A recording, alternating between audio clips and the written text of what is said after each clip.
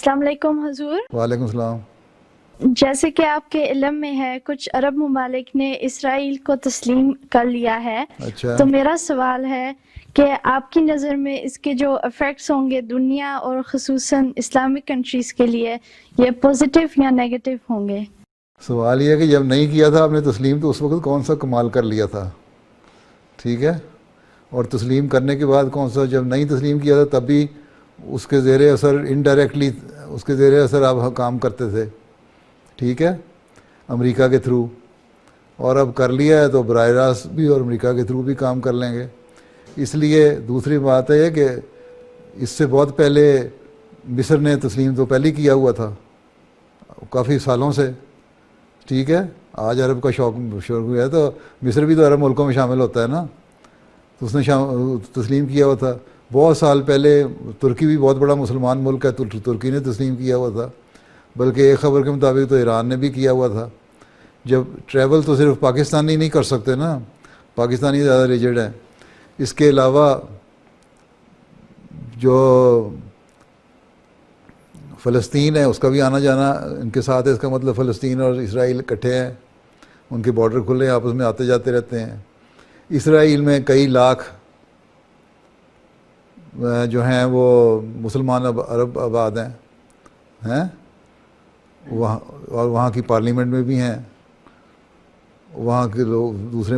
الزام تو لگاتے ہیں کہ احمدیوں پہ کہ احمدی فوج میں شامل ہیں، احمدی تو فوج میں کوئی نہیں شامل، ہاں شاید دوسرے عرب مسلمان شامل ہوں ہیں۔ تو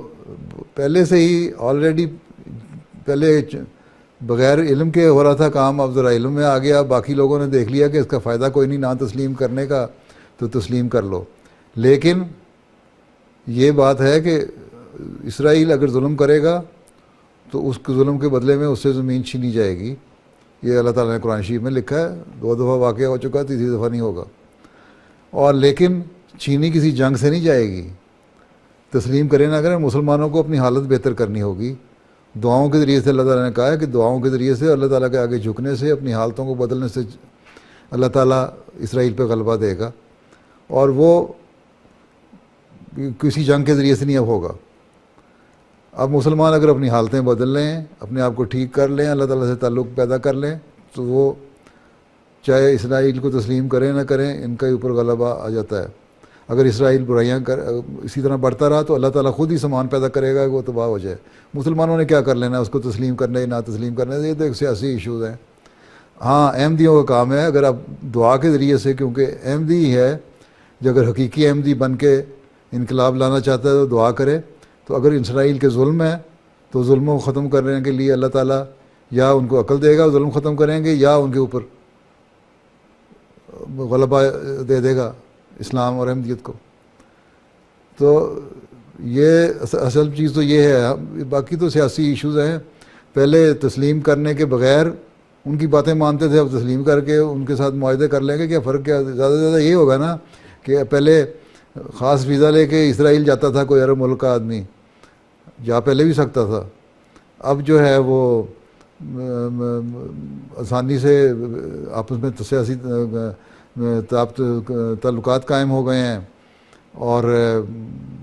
حکومتی تعلقات قائم ہو جانے کی وجہ سے پاسپورٹوں کے ویزا وغیرہ ان کو آرام سے مل جائے گا، چلے جائیں گے۔ باقی پاکستان نہیں مانتا تو ان کو پوچھتا کون ہے، عرب ملکوں نے کر لیا، پہلے بھی ان کے تعلقات تھے، بلکہ کسی نے سوشل میڈیا پہ لکھا ہوا تھا کہ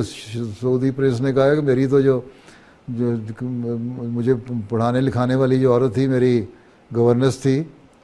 جو میرے پہ مقرر تھی، وہ بھی یہودیہ تھی۔ تو جنہوں نے یہودیوں کے ساتھ ٹریننگ لی ہوئی ہے ان سے کیا فرق پڑتا ہے کس سے کیا کریں۔ اور وہ بلکہ ایک سوشل میڈیا پہ آ رہا تھا کہ مسلمانوں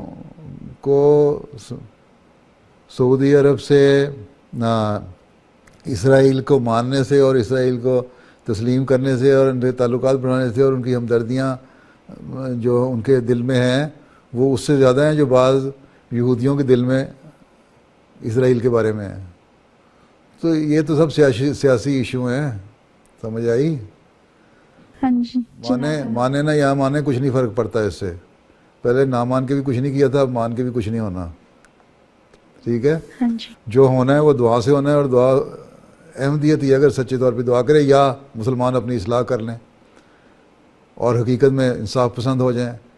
اسلام پہ چلنے والے ہو جائیں، پھر اسلام پہ جب چلنے والے ہوں گے تو آن وسلم کی بات ماننے والے ہوں گے، اور جب حضرت صلی اللہ علیہ وسلم کی بات ماننے والے ہوں گے تو ان کے لیے اور کوئی رستہ اور نہیں سوائے اس کے کہ ہم یہ تو قبول کر لیں،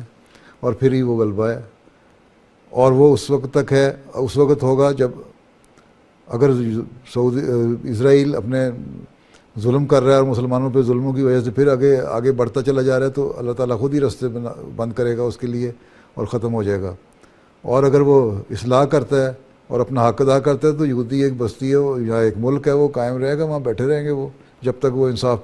کرتے رہیں گے، جب ظلم کریں گے پھر تباہ ہو جائیں گے، مجھے تو یہ پتہ ہے۔ جزاک اللہ۔